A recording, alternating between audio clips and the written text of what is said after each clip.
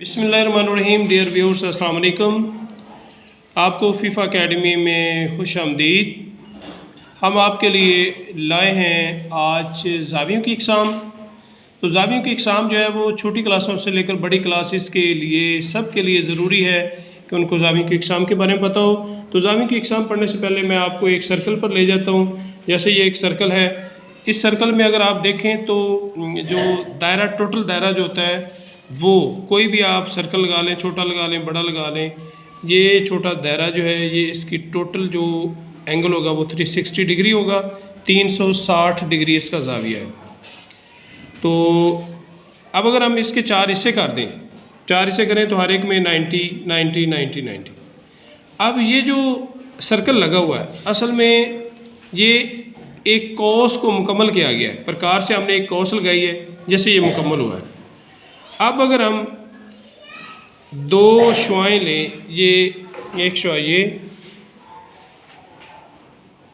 इसके साथ अगर मैं दूसरी शुआ ये ले लेता हूँ तो ये जो दो शुआएं हैं ये मिलकर एक ज़ाविया बना देती हैं। और ये भी बच्चों को पता होना चाहिए कि ये जो होती है ये शुआ होती है, इसे हम शुआ कहते हैं। अगर दोनों साइडों पर तीर का निशान हो तो इसे हम ख़त कहते हैं, और अगर एक कुछ भी ना हो तीर का निशान तो इसे हम किता ख़त कहते हैं, यानी कि ख़त का एक छोटा सा हिस्सा। तो अब ये जो शुआ, दो शुआएं मिलकर एक एंगल बना रही हैं, ये जो ज़ाविया है इसकी हमें पैमाइश कैसा पता चलेगी। एक्चुअली हमें पहले ज़ावियों के बारे में पता होना चाहिए कि जैसे जैसे हम यहाँ पर एक लाइन लगाते हैं, देखिए ये एक लाइन है, जैसे जैसे मैं सर्कल पूरा करूँगा तो ऐसे सर्कल बढ़ता जाएगा। कोस पहले कोस छोटी होगी, फिर बड़ी होती जाएगी, फिर बड़ी होती जाएगी, फिर इस तरह बढ़ते बढ़ते बढ़ते ये यहाँ पर कंप्लीट हो जाएगी।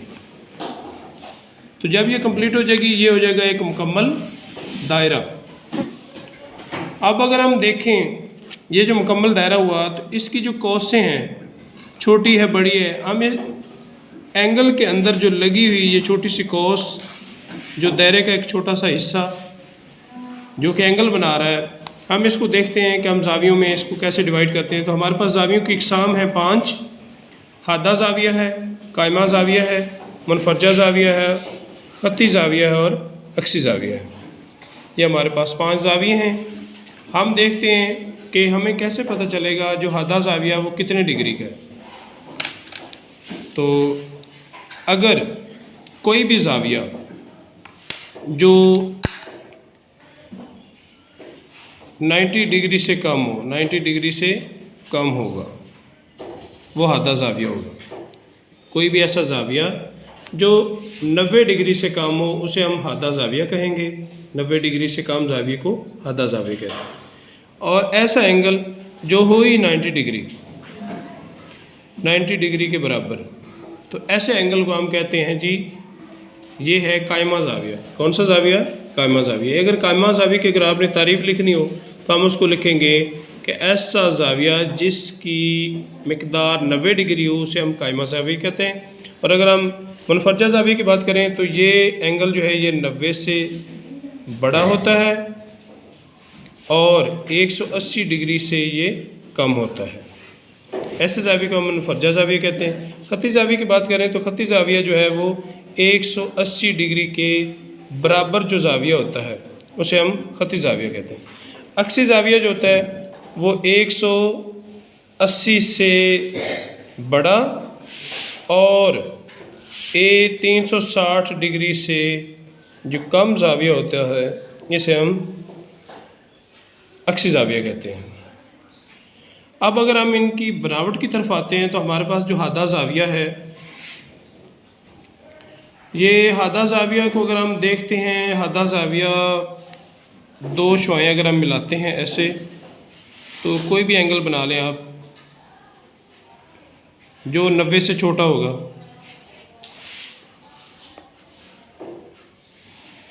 ऐसा एंगल जो होगा वो हादा ज़ाविया होगा। इससे भी छोटा हो सकता है एंगल, और भी छोटा हो सकता है,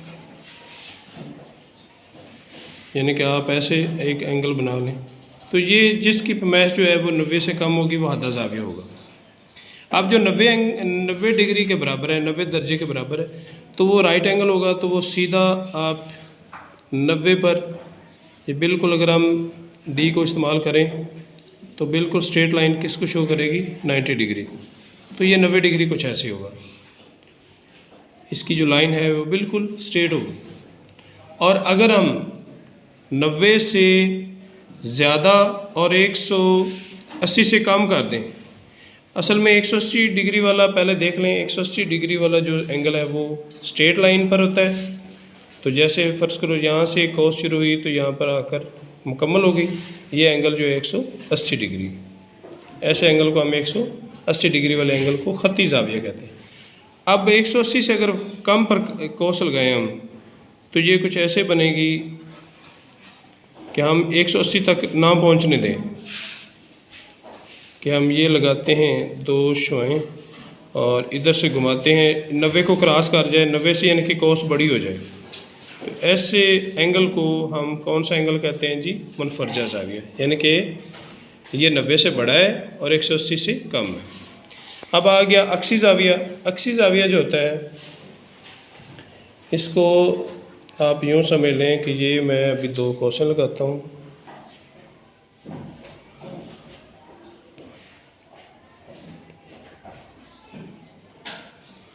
इसके हम आपको इधर समझाते हैं।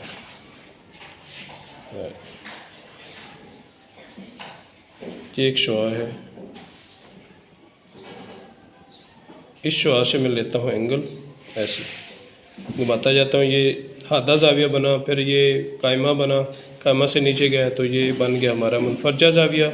और इसको हम इस तरह प्रकार को घुमाते गए, तो जैसे ही आप नीचे तक, यानी कि खत्ती ज़ाविया जब क्रॉस हो जाता है, तब बनने वाला जो एंगल होगा वो क्या होगा, अक्सी ज़ाविया हो जाएगा। यानी कि जिसकी कोस जो है वो हाफ सर्कल से